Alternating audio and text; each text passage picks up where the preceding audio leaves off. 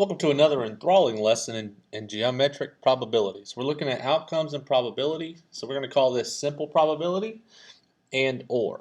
So an outcome, so it's a possible result. Zoom in a little bit for you guys. The possible result of an event or experiment. So say, experience 4. Experiment. Words are hard. So say flipping a coin. It could come out heads or tails. Those are your two possible outcomes. Rolling a dice could come out 1 through 6. You're not going to get a whole lot of other outcomes. So sample space would be the total possible. So it's going to be a set of all possible. Come on, text. Set of all possible outcomes. Like I said, if it's heads or tails, that is your sample space. If it is rolling a dice, so this might be my favorite part of probability, guys. They call dice number cubes. It's pretty clever. Be like if baseball, I said this. Go ahead and hurl that stitched sphere at somebody. Sorry, math jerk. All right, so I could roll a 1, 2, 3, 4, 5, or a 6. Those are all of the possible outcomes. And then we have our probability, which is the likelihood that whatever our event is going to happen,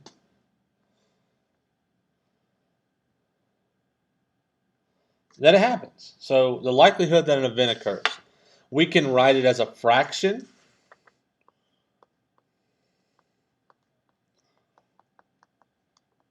One out of 6. A decimal.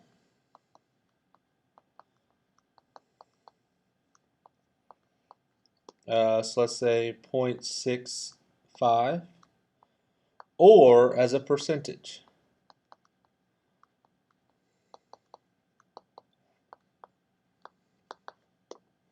So let's say 32% chance. So guys, there's always going to be one of these three ways. And if I was writing probability, it'd be probability of event equals. A big important thing to remember right here, guys. If we're talking probability, probability is always between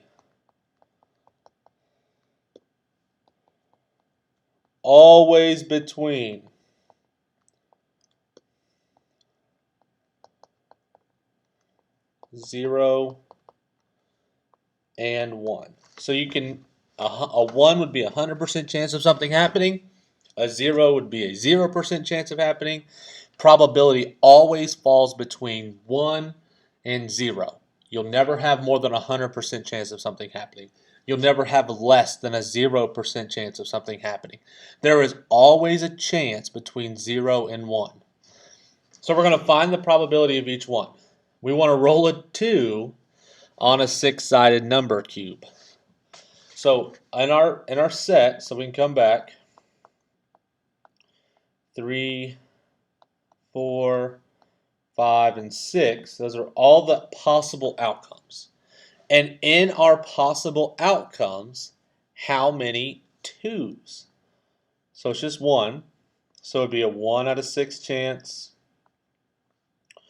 or 0.167, or 16.7%.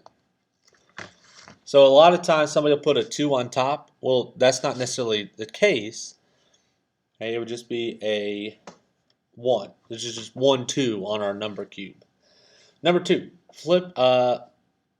rolling an even number on a 6-sided number cube. So again, our possible outcomes are 1 through 6. And of those possible outcomes, how many are even? So 2 is an even number, 4 and 6. So now we've got 3 out of 6, which equals 1/2, or 0.5, or 50%. So our given always goes on the bottom. The number of possible outcomes will always be on the bottom. What we want to happen will always go on the top. So we're going to flip a fair coin now, and we want to know what is the probability that that coin lands on heads. So our possible outcomes, we flip a coin, heads or tails. Just 2. So there's 2 possible outcomes. That goes on the bottom. What we want to happen is we want to flip a heads.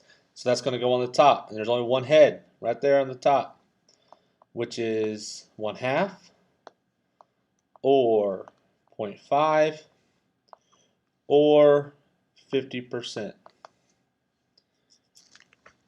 Selecting a green marble from a bag that has 3 red, 4 green, and 5 blue. So our total number of outcomes needs to be in the bottom. Now, it's not necessarily what is the chance that it's going to be green, but out of all these marbles, we need to figure out. So there's 3 reds, 4 greens, and 5 blues. Those are our total outcomes. Those are going to be on the bottom. So 3 plus 4 plus 5. And in those total outcomes, the probability they want us to find is we're going to pull green. So on the top, we're going to put a 4. That is what we want to happen. So remember, the denominator, outcomes. Basically, what's the given number, total number they give me? And the top is what we want to happen. Or sometimes I'll say, what do we don't want? What's the probability that I don't pull a green? Well, that would just be I pull a red or I pull blue. So 4 over, what do we got? 7, so 4 over 12, which reduces to 1/3. Or we could say 0.33, or we could say 33%. So you got a 33% chance you reach your hand in there and you pull yourself out a green marble. So the next one, Lila is spinning a spinner that has selections numbered 1 to 8. Let the event A, spinning an odd number, event B, spinning a number greater than 2, and then we're going to draw our Venn diagram to see if we can figure out the probability that this happens. So A, odd numbers 1 through 8. So my universal set, if you remember back to our set theory, so my universal set would be 1, 2, 3, 4, 5, 6, 7, 8. So that's all the numbers that are on our spinner. And of those numbers, event A is said odd numbered results. So that'd be 1, 3, 5, and 7. Event B would be spinning a number that is greater than 2. So 3, 4, 5, 6, 7, 8, 9. Okay, so we're going to find the probability that this happens. Remember, we're going to do total outcomes underneath what we want to happen. So if I look, so I've got A, Peter, look at that circle. I got B, oh, I think I can do it right this time. It only took 17 tries. So we've got A, probability that we spin an odd number. We've got B, probability that we spin a number greater than 2. And then there's probably going to be a number that is neither odd nor greater than 2, but let's see what happens. So odd numbers, okay, that would be 4 out of 1, 2, 3, 4, 5, 6, 7, 8 numbers. I know it looks like it, but we had to double check. So we got 8 numbers.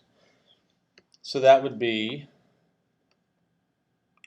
I could spin 4 numbers. So 1, 3, 5, and 7. Greater than 2 would be 3, 4, 5, 6, 7, and 8. So that would be only in A or only in B, but now we got to see who overlaps. Do we share any numbers? So we share 3.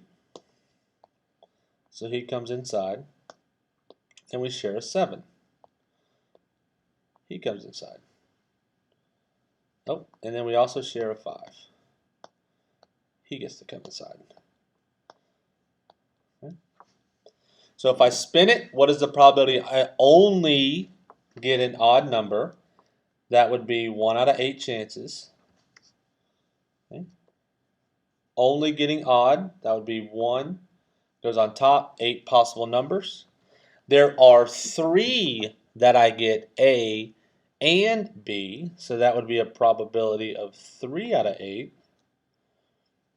3 chances that I spin, so a chance that I spin a 3, 7, or 5. And then the probability that I only spin a number that is greater than 2 would also be 3 out of 8. Okay, 4, 6, or 8. But if I add these up, I got a 1 plus a 3 plus a 3. Well, that's only 7. What happened?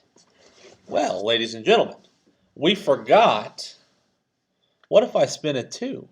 Well, a 2 isn't odd. And it's not greater than 2. It didn't say greater than or equal to 2. So that equals a 1 out of 8. So spinning a 1 gives me a probability of 1/8 that it's only an odd number. 3, 7, or 5 gives me a probability that it's odd and greater than 2. 4, 6, and 8 gives me a probability that it's only greater than 2. And then, of course, if I spin a nice pretty 2, that is a probability that it's neither. It's not A or B. This concludes page 1.